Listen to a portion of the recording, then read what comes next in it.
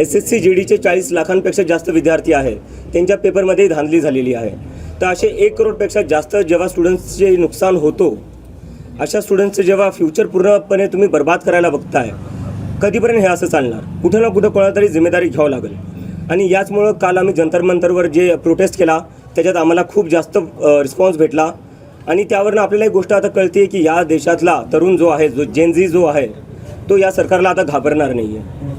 तुम्ही देशाचं नुसतं वाटोळं करून टाकलेलं आहे. ना रोजगार देताय मुलांना, ना त्यांच्या परीक्षा तुम्ही बरोबर घेताय. तर करायचं काय या मग सरकारचं? तर या सरकारला आता या देशातला तरुण घाबरत नाही आहे आणि तो आता रस्त्यावर येणार. आणि जोपर्यंत धर्मेंद्र प्रधान जे शिक्षा मंत्री आहे ते राजीनामा देणार नाही, तोपर्यंत हे आंदोलन मागे सरकणार नाही. धर्मेंद्र प्रधानचा राजीनामा आम्ही घेऊनच राहू आणि पुढच्या येत्या काळात आम्ही हे आंदोलन अजून तीव्र करू. धन्यवाद. इंस्टाग्रामवर प्रचंड फॉलोअर्स आहेत, म्हणजे मिलियनवर आहे. त्या तुलनेनं गर्दी होईल असं वाटलं होतं का? आणि कालच्या एकूण आंदोलनाबद्दल तुझं स्वतःचं मत काय, किंवा खरंच एवढा मोठा रिस्पॉन्स होता का? अनेक जण प्रश्न उपस्थित करतात की रिस्पॉन्स नव्हता. फोटो पाहिले, मला वाटतं सगळ्यांनी. मला फोटो व्यतिरिक्त सोडून काय बोलायची गरज नाही आहे. तेवढे तरुण जे आले होते त्यांच्याबद्दल तुम्ही काय म्हणणार आहे? ते तरुण काय, त्यांचे जे इश्यूज होते ते बरोबर नव्हते असं तुम्हाला म्हणायचं आहे? किंवा ती आणलेली गर्दी होती? मी तर स्वतः काल अमेरिकेवरनं 8 वाजता पोहोचलो इंडियामध्ये. तिथून मी डायरेक्ट एअरपोर्टला गेलेलो आहे.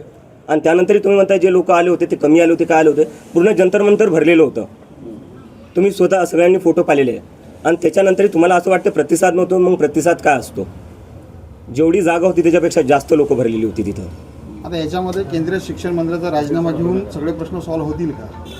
माझं असं म्हणणं आहे, जर तुम्ही राजीनामाही नाही घेऊ शकत तर मग दुसरे प्रश्न कसं काय सॉल्व्ह करणार? अकाउंटेबिलिटी कुठेतरी फिक्स झाली पाहिजे. फंडामेंटली बोलायला गेलं तर सिस्टम तेव्हा फिक्स होईल जेव्हा कोणी जिम्मेदारी घ्यायला तयार असेल. जर जिम्मेदारी कोणी घेणारच नाही तर सिस्टम कुठून ठीक होणार आहे? Next question. ते आम्ही लवकरच सांगू. जसं आम्ही सांगितलं, आता आंदोलन हे आम्ही देशभर करणार आहे. पण आता 6 दिवसाचा अल्टिमेटम आहे, 6 दिवसाचा. त्या अल्टिमेटम नंतर काय भूमिका असणार, हा या सगळ्याकडे सगळ्यांचं लक्ष आहे. आता हे आम्ही आंदोलन अजून वाढवणार आहे. आणि जर त्यांनी 6 दिवसात राजीनामा नाही दिला, आम्ही पुन्हा एकदा जमिनीवर येऊ. पुढे काय बहाणे करणार आहेत का? चालू आहे, ते चालू आहे. पुढचा प्लॅन काय ठरवला? आता सध्या तरी मी घरी आलेलो आहे. 1-2 दिवस थांबेल मी. आता याच्यानंतर बघू, आता पुढचा निर्णय घेऊ. आज पहिलाच दिवस आहे माझा घरी. आपण पंतप्रधान मोदींवर काहीच बोलत नाही. राजीनामा त्यांनी घेतला पाहिजे हे आम्ही आधीपासून म्हणतोय. जर शिक्षा मंत्र्यांचं अकाउंटेबिलिटी फिक्स होत नाही तर याच्यात पंतप्रधानांची जिम्मेदारी आहे.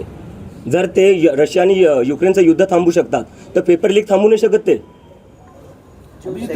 ज्यावेळेस सुप्रीम कोर्टामध्ये झुरळ हा शब्द उच्चारला होता, झुरळ शब्द उच्चारल्यानंतर ही सगळी ऍक्टिव्हिटी सुरू झाली. देशभरातले सगळे तरुण झुरळ म्हणून स्वतःला संबोधून तुला रिस्पॉन्स दिला होता, पाठिंबा दिला होता. त्यानंतर हा विषय हातात घेतला. हा केवळ एकच विषय असणार आहे का?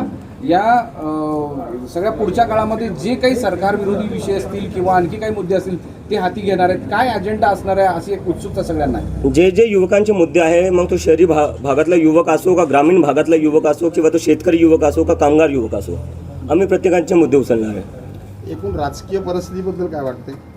राजकीय परिस्थिती काय ते तुम्ही बघताच आहे. एका सेटायरमधून जन्मलेल्या पार्टीला एवढा समर्थन भेटते ते कशामुळे भेटतोय? कारण की जेवढे राजकीय पक्ष आहे किंवा जे सरकार आहे त्यांच्याकडून ह्या युवकांना आता काहीच अपेक्षा राहिलेल्या नाही आहे. नोंदणी वगैरे काय होईल? आता त्यासाठी खूप सगळं लवकर आहे. मी कालच इंडियामध्ये आलेलो आहे. 15 दिवसाआधी आमचं हे सगळं सुरू झालेलं आहे. तर आता त्यावर काही बोलणं खूप लवकर असेल. आम्ही ज्या लोकांनी आम्हाला सपोर्ट दिला आहे, ज्यांनी आमची मेंबरशिप घेतलेली आहे, त्या लोकांशी आम्ही संवाद करू, डायलॉग करू. त्यांचे जे काही सजेशन्स, आयडियाज आणि इनपुट असतील त्यानंतर आम्ही आमचा पुढचा मार्ग आणि डिसिजन घेऊ. बरं, आता एक विरोधक म्हणून टीका पण केली जाते. त्या सत्ताधारी कोण असेल किंवा आणखी कोणी असेल ते टीका पण करतात वेगवेगळ्या मार्गाने. मग बांगलादेश, पाकिस्तानचा विषय, परदेशात तू राहतो, त्याचबरोबर तुला सरकार विरोधी अजेंडा, असे वेगवेगळे आता तू वाचलाच असतील, तर त्याबद्दल काय मत? माझ्यावर जे टीका केल्या त्या केल्या, ठीक आहे. आज मी तुमच्यासमोर बसलेलो आहे, भारतात बसलेलो आहे. काल मी प्रदर्शन केलं. तुम्ही एका पाकिस्तानीला मग दिल्लीत प्रदर्शन करू देता हे म्हणायचं आहे तुम्हाला? आणि दुसरी गोष्ट, माझ्यावर टीका करताय ठीक आहे. वेदांत नावाचा 17 वर्षाचा स्टुडंट CBSEचा, त्याला या सरकार आणि मीडिया, जे मेनस्ट्रीम मीडिया आहे त्यांनी पाकिस्तानी म्हणलेले आहे. जो मुलगा 17 वर्षाचा आहे त्याचं फक्त एकच काम होतं, मेहनत करायची आणि परीक्षा द्यायची. त्यांनी परीक्षा दिली. परीक्षामध्ये त्याला जेव्हा कळलं की त्याची मार्कशीट चुकीची चेक झाली, तो कारभार त्यांनी उघड आणला, तेव्हा तुम्ही त्याला पाकिस्तानी म्हणले. या देशात तुम्ही कोणाला पाकिस्तानी म्हणणार आहे? त्या वेदांतला तुम्ही पाकिस्तानी म्हणताय, जो एक CBSEचा स्टुडंट आहे, मला तुम्ही पाकिस्तानी म्हणताय, तुम्ही काही पत्रकारांना पाकिस्तानी म्हणतात, तुम्ही विरोधकांना पाकिस्तानी म्हणता. मग आहे कोण? भारतीय आहे कोण? फक्त भाजपवाले आणि IT सेलवाले भारतीय आहेत का? आणि आम्ही सगळे पाकिस्तानी? कधीपर्यंत चालणार आहे? तुम्ही तुमची जिम्मेदारी नीट करा, तुम्ही तुमची कामं नीट करा, आम्हाला काय बोलायची गरज पडणार आहे? नवनवीन घडामोडी पाहण्यासाठी स्टार महाराष्ट्र न्यूजला सबस्क्राईब करा आणि ताज्या बातम्यांचे अपडेट मिळवण्यासाठी बेल आयकॉनला प्रेस करा आणि परिपूर्ण बातमीबरोबर रहा, इतरांपेक्षा एक पाऊल पुढे.